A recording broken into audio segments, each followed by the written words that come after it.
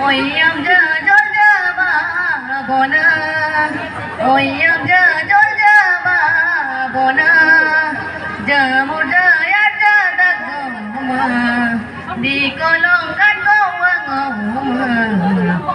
gantain chula bonga, negang long so, ampaya summa kodaga. Manggong ni tongko sampai mukang kedawaya